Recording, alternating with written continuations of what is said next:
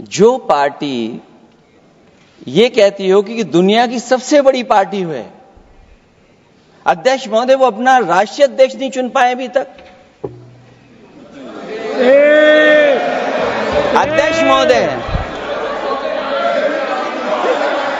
अध्यक्ष महोदय भारतीय जनता पार्टी क्या है?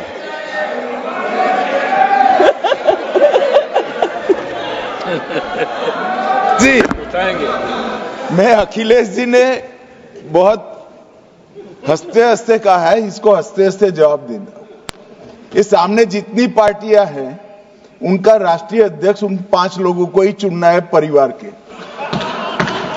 हमें माननीय अध्यक्ष जी करोड़ों सदस्यों में से 12-13 करोड़ सदस्य प्रक्रिया कर कर चुनना है तो देर लगती है, आपके यहां जरा भी देर नहीं लगेगी। मैं कह देता हूं अभी 25 साल तक आप अध्यक्ष हो जाओ, नहीं बदल सकता। अध्यक्ष महोदय, क्योंकि जो बात निकल के आई है वो मैं फिर आगे बढ़ा दूं। अध्यक्ष महोदय, जो बात सोशल मीडिया या और जगह गुपचुप हो रही है, कहीं ऐसा तो नहीं था कि अभी कुछ दिन पहले यात्रा जो हुई है वो कहीं 75 वर्ष की एक्सटेंशन वाली यात्रा तो नहीं थी? अध्यक्ष महोदय, ये जो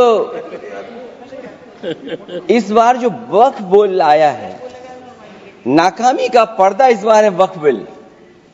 और नाकामी कोई एक आध नहीं है, मैं कई नाकामियां बता सकता हूं।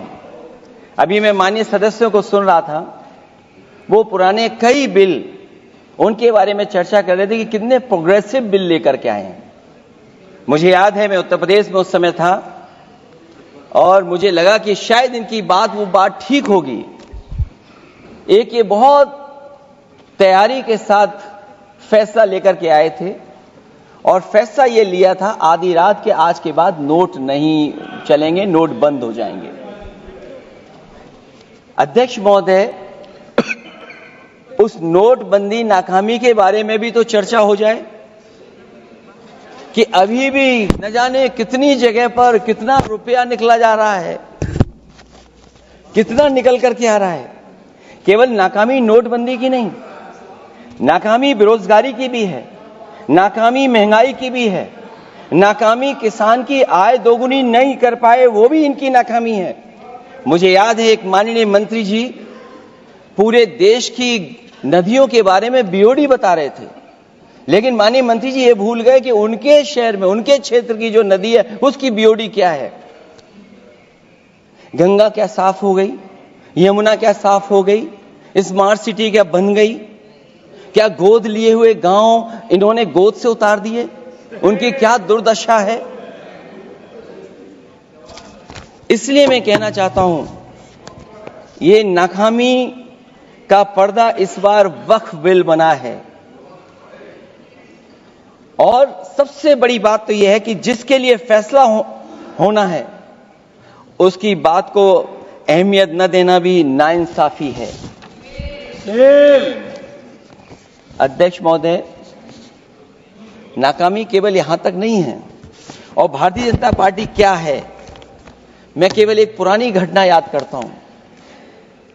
एक बार फैजाबाद अयोध्या में एक कार्यक्रम था, उसमें बड़ी तैयारी की गई थी और तैयारी के साथ कलाकार मुंबई से बुलाए गए थे। हो सकता है वो सहमति दिल्ली से ना रही हो, केवल लखनऊ की सहमति से हो रहा हो कार्यक्रम। और जब कार्यक्रम की पूरी तैयारी हो गई, भगवान श्री राम बनकर के कोई आ गया, लक्ष्मण बनकर के कोई आ गया, मां सीता भी बनकर के कोई आ गया, हनुमान जी और भगवान हनुमान भी बनकर के कोई आ गया। लेकिन जब लखनऊ से वो हेलीकॉप्टर उड़ा और अयोध्या पहुंचा तो सब लोग थे, लेकिन उसमें हनुमान नहीं थे। अध्यक्ष महोदय, मैं भारतीय जनता पार्टी के लोगों से कहूंगा कि जानकारी करिए कि आखिरकार भगवान श्री राम थे, लक्ष्मण थे, सीता थी, लेकिन हनुमान क्यों नहीं थे? हनुमान इसलिए नहीं थे, शायद उनकी जात या धर्म कुछ और था। अध्यक्ष महोदय, ये देश मिली जुली संस्कृति से चला है। कुछ हमने सीखा, कुछ उन्होंने सिखाया। और जो लोग ये कहते हैं कि हम सबको बराबरी का हक देते हैं, अभी कुछ दिन पहले ईद निकली है अध्यक्ष महोदय, वो परंपरा रही है न केवल मैं जाता हूं बल्कि कोई दल का नेता ऐसा नहीं न जाता हो उस कार्यक्रम में शामिल होने। भारतीय जनता पार्टी के जो मुख्यमंत्री, उप मुख्यमंत्री, वो भी जाते हैं, उप मुख्यमंत्री, सभी धर्मों के नेता आते हैं। लेकिन पता नहीं इस बार क्या साजिश थी, षड्यंत्र था कि वहां पर कुछ पाबंदी लगी हुई थी। अगर किसी कारण पाबंदी लगी हुई थी तो बात समझ में आती है, लेकिन जब जानकारी हुई है, किसी को नहीं पता था कि पाबंदी क्यों लगी है कि आप नहीं जा सकते वहां पर कार्यक्रम में शामिल होने। क्या यही भारत है, यही संविधान हमें रास्ता दिखाता है? अध्यक्ष महोदय, मंत्री जी बताएं हमें, वो खुद भी माइनॉरिटी हैं, भगवान बुद्ध के रास्ते पे चलते हैं। भगवान बुद्ध का रास्ता दूसरा है।